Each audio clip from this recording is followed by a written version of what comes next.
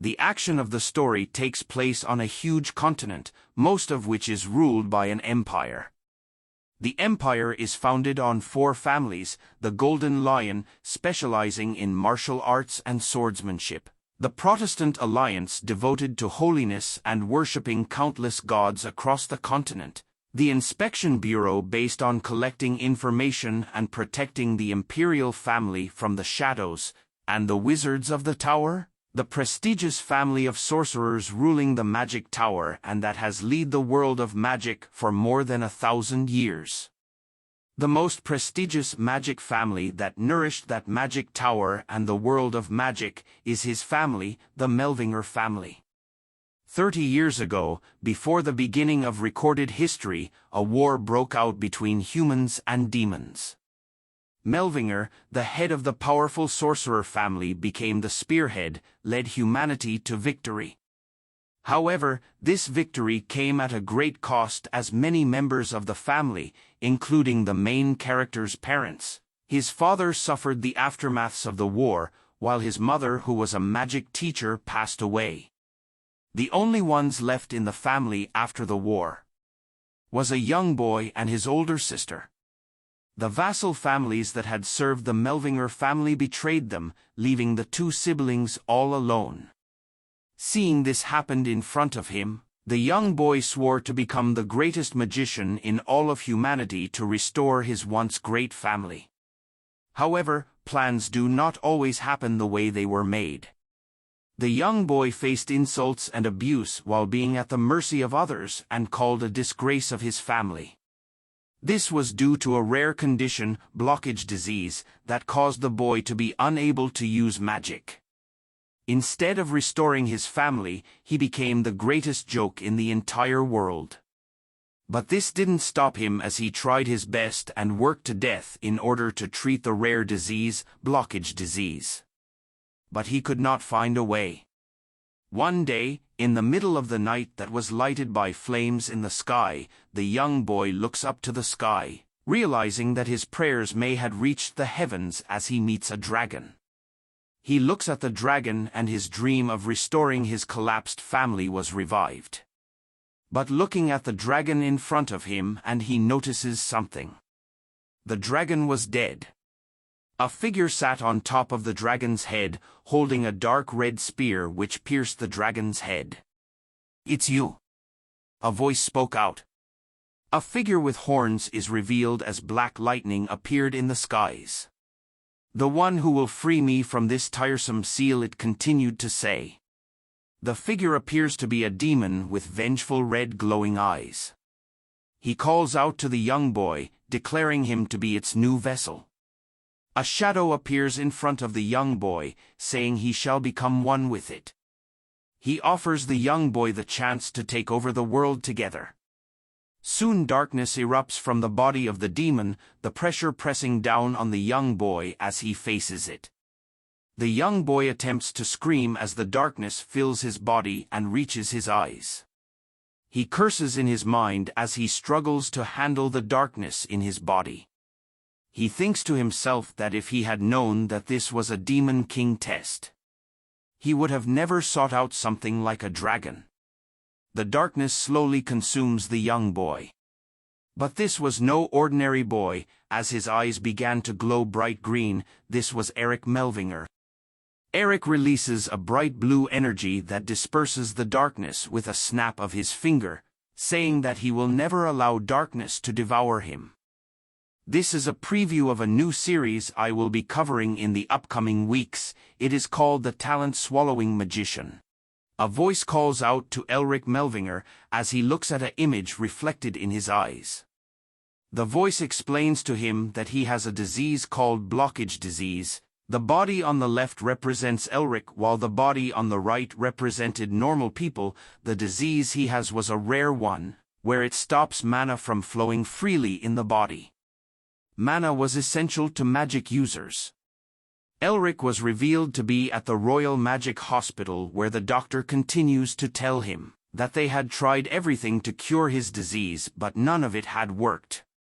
The doctor then tells him that he was unable to use magic, but Elric drowned out the doctor's voice before hearing everything. Time went by, and Elric at the Uston Academy, talking on the phone with his older sister. His sister asks about how his body was and what the doctors were doing, hoping they had found a cure and that if he needed more money, she would give it to him. But Elric refuses his sister's offer, telling her to calm down and that he wasn't a kid anymore. She shouldn't worry much as he would be cured soon. Elric then decides to lie to his sister about his friends calling him and asks her to call him again soon. Elric was angry at the fact that he could not tell her the truth about not being able to return home. At the academy, the students are discussing their grades. A report card is shown, revealing that Elric had scored A+ four theory exams in a row. The crowd of students stare at the notice board, convinced that Melvinger grades were really consistent. But Elric's face was covered in sweat and anger. He couldn't believe that he had failed all 3 of the magic practical exams for the 4th time. He walks away from the scoreboard thinking that according to the Academy's rules, failing the 4th time meant only one thing. He shuddered at the thought of the consequence of failing. It was expulsion. He thought to himself that if he were to be expelled, he won't be able to bring glory to his family. Elric had spent countless nights studying his best in order to stay in school. This resulted in him being able to understand all the logic that the school needed students to understand.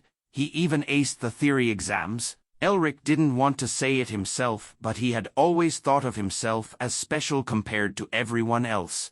Not only was he extremely smart, he had the ability to detect and understand mana better than anyone else.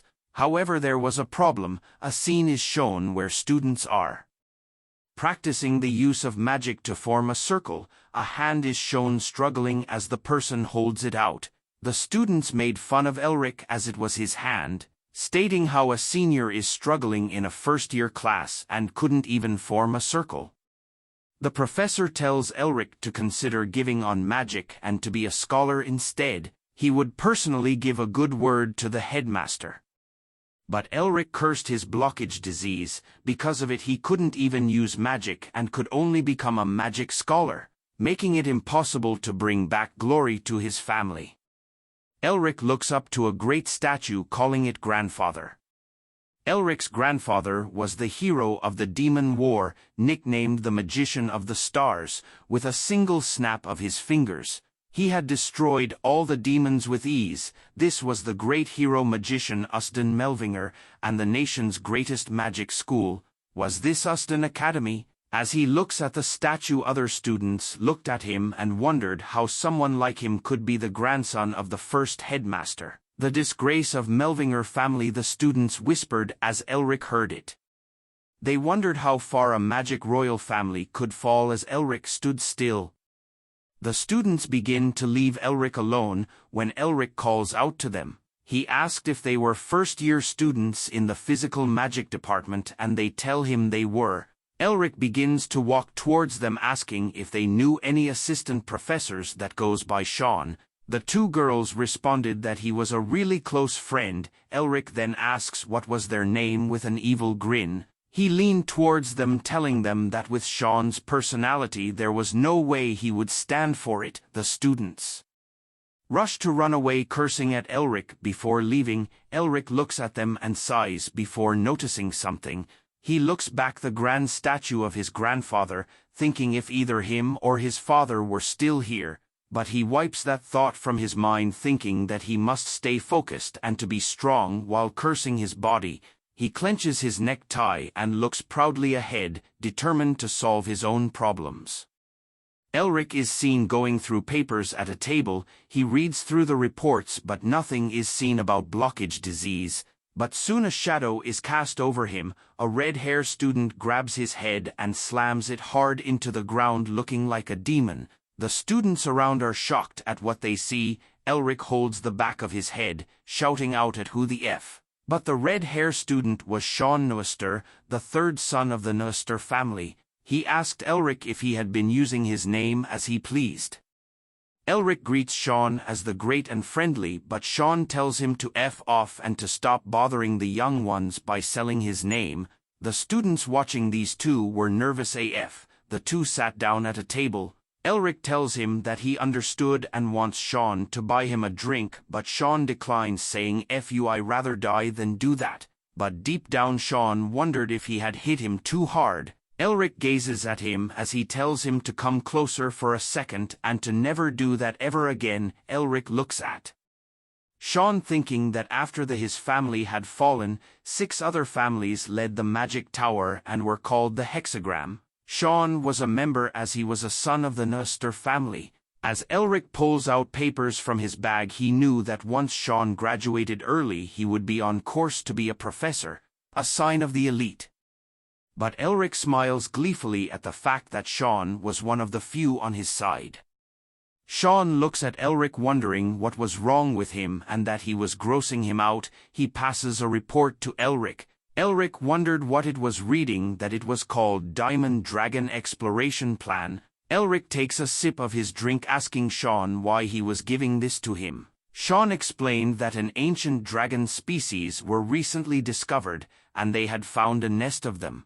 He wanted Elric to be a part of the expedition crew too. Elric grabs the report in shock of what Sean had just told him. Elric stares at the report intensely, as he had thought that dragons were extinct, and now they had found a nest of dragons who were considered to be the source of all magic. Sean blushes a bit as he tells him that if Elric finds an artifact, the Academy would turn a blind eye on his expulsion. He tells Elric this was all due to him. As Elric read through the report, he experiences multiple emotions, as the thought of finding an artifact made him happy, and that there was a chance there was something in the nest that could cure his blockage disease. But then realizes that anything he finds would be taken by the dean, making him a sad boy. But a thought occurred to him as he slams his hand on the table. Sean was stunned at Elric's action, wondering why he was hitting the table like that, but Elric was in deep thought that the heavens was giving him a chance. Elric starts to giggle, but soon bursts out in full laughter, laughing like the mad Joker. Sean calls him a crazy bastard for laughing like a maniac. Elric calls out to Sean as he points to a red circle on the map. He smiles at Sean, telling him that there was no nest at that area. Sean begins to give the bombastic side eye to his left and right sides, seeing that no one was paying attention to them. He was glad that no one appeared to be listening to them. He leans close to Elric and whispers to him to watch his mouth, saying that many professors took part in this project, and that Elric was challenging all of those big shots at once. But Elric remained confident in his words, saying it was the truth. As he sat back down, Sean stares at him and wonders if he should bash his friend's head in again, while Elric looks at him, thinking that he should act properly as a son of the Noster family. Sean decides to hear the reasoning behind Elric's words and began to cast a blue spell on the map.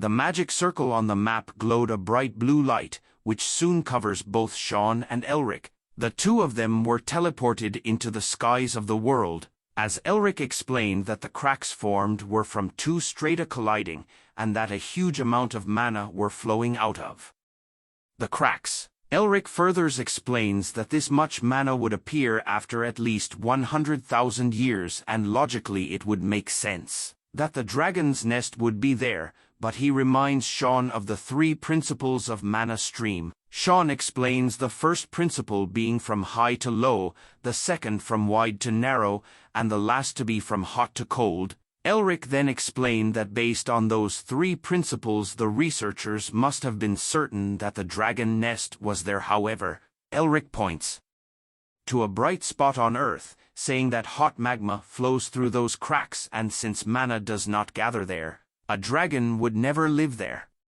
Sean begins to nervously understand Elric's reasoning. It was because of the Akron volcano. Elric explains that the Akron volcano's magma runs under the continent, but Sean refutes his argument, saying that they had measured mana wavelengths of a dragon near that area, and that there was no way the nest wasn't there. But with a calm face, Elric tells him that he didn't say there was no nest. Sean was shocked to hear this. Elric smiles, saying there definitely was a nest. He points to a different spot on the map near the red circle, saying the nest was in the Karagul cave, and that it would definitely be there.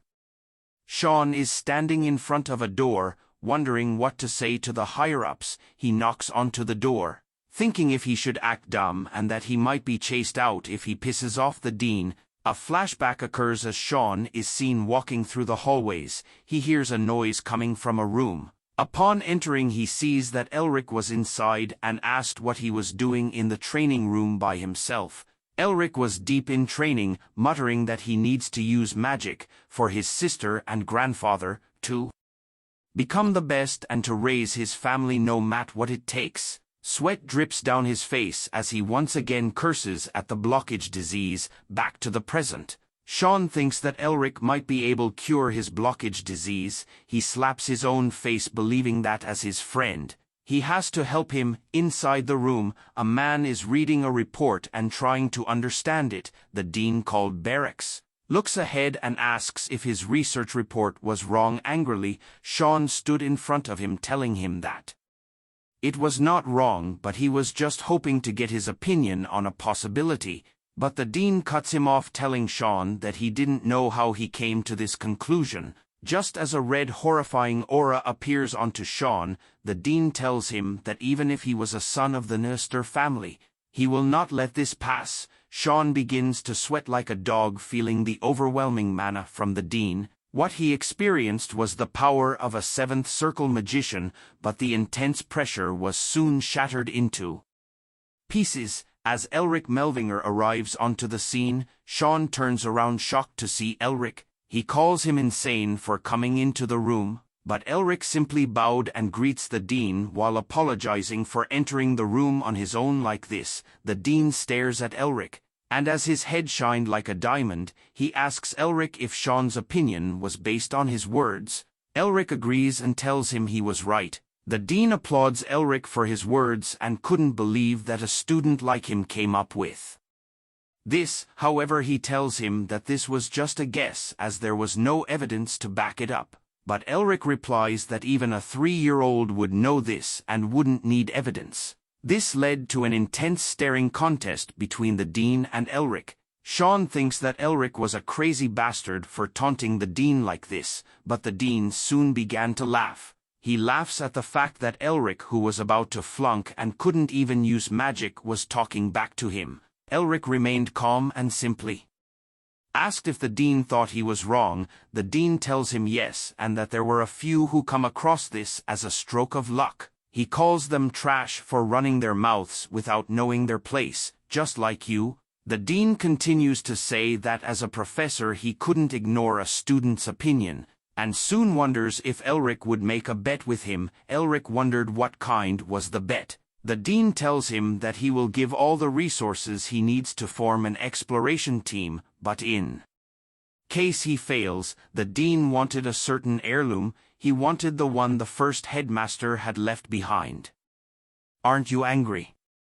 Sean shouted in the carriage to Elric. Elric tells him to keep it down as his ear was about to fall off as he reads a book, while Sean tried his best to contain his anger. Elric tells Sean that it's fine, and that the school would not hold him back if he finds the dragon nest. Sean takes the book away from Elric, prompting Elric to ask him why he took it away from it as it was getting interesting to read. But Sean continues to shout at him, saying what if he couldn't find it, and that if his predictions were wrong, his family heirloom was going to be taken away from him. Sean points to the pendant that Elric was wearing, stating that it was something that was only passed down to the head of the Melvinger family. But Elric simply laughs, telling Sean that he knew the dean had always wanted the pendant for himself. Sean was confused by the laughter and asked if Elric did not get it.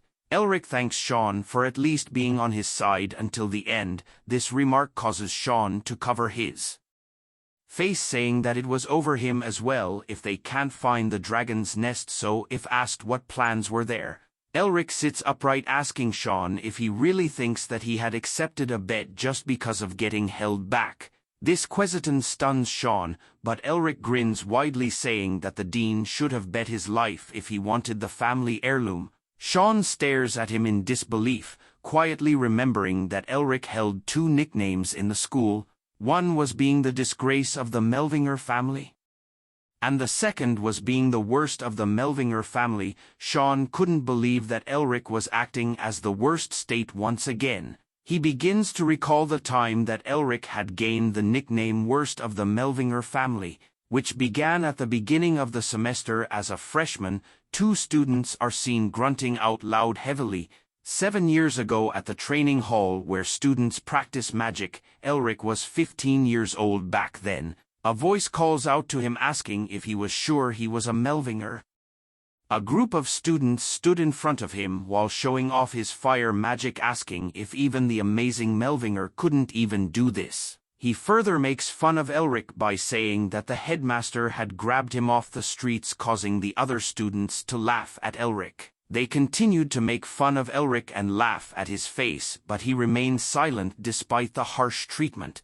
As the students begin to leave, Elric slowly stood up, reaching for a circle-like object on the ground. He whacks the back of the head of the student who had made fun of him. Whack him like a lil bitch, got him. The other students were shocked, but Elric held a calm expression. Blood dripped down from the orb that Elric had used to whack the lil bitch. As the students stood over the lil bee asking him to wake up, but Elric just stood there.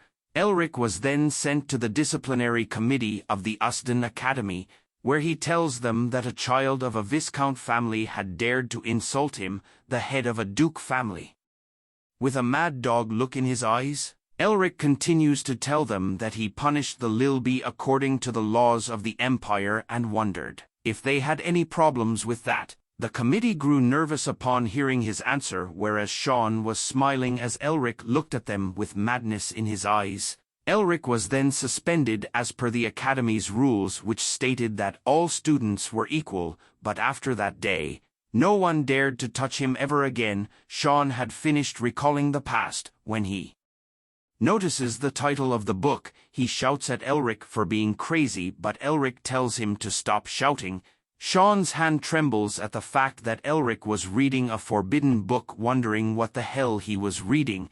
Elric simply giggles and tells him that if it was discovered he would be burned at the stake. Sean notes that Elric was definitely crazy and hands the book back to him, continuing to ask him what he plans to do upon learning the Beast King's body-strengthening arts. Elric thinks deeply about that question and answered that he thought it would be useful in treating the blockage disease. He explains that back when the Beast King invaded the Empire with his army of beast men, the Empire had a difficult time because of the body strengthening that enabled the Beast King to enhance his physical abilities. The body strengthening arts were then lost once the Empire had driven out the beast kind and beast men by building a wall. Sean added that the scholars had failed in recovering that art, but Elric tells him that he had recovered it as he flips through the book. Sean tells him that he was tired of being shocked by Elric's achievements and that he can do whatever he wants. A loud sound is heard, causing the carriage to come to a sudden stop. Elric and Sean exit the carriage, asking what was going on that stopped the carriage from moving, when suddenly a group of students calls out to Elric saying it has been a long time. Elric looks at the students, not expecting to see them at all. He asks them why they were here, and the leader of the group, Rivern, who was senior researcher of the Barracks Research Institute, told Elric that they were here because they loved their classmates. Hearing this made Sean angry, and he calls them bastards. Rivern turns to his group telling Elric that the dean had sent them to help him.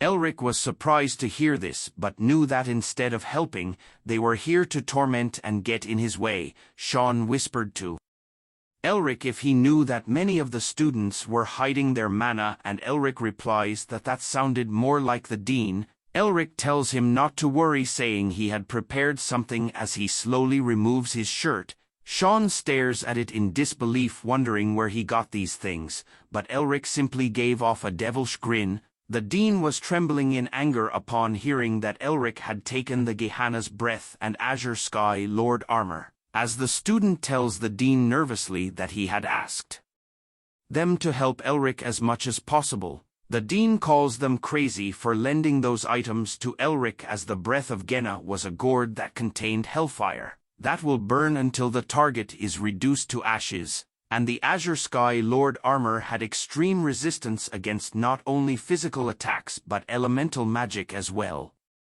The dean was angry at the fact they had lent 4-star magic equipment that was enough to burn a town to ashes to a mere student. He rubs his bald head, telling the student to get lost as he was going crazy. The student leaves in a hurry as the dean takes a deep breath. He reads the paper, thinking that if the other candidates find out about this, they were going to make a big deal out of it.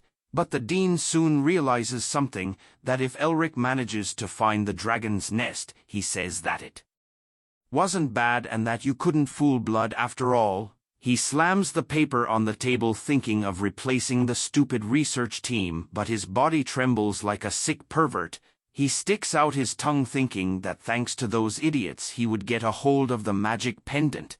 The dean believes that as long as he gets his hand on the magic pendant, he was guaranteed to be the next headmaster. He crumbles the paper and exudes a purplish hellfire around him, saying that it was only victory for Elric if he makes it out alive. Thanks for watching the latest part from the voice of Manhwa. Subscribe for more content, and don't forget to comment below what you want to see in the future. Like and share for more Manhwa recaps.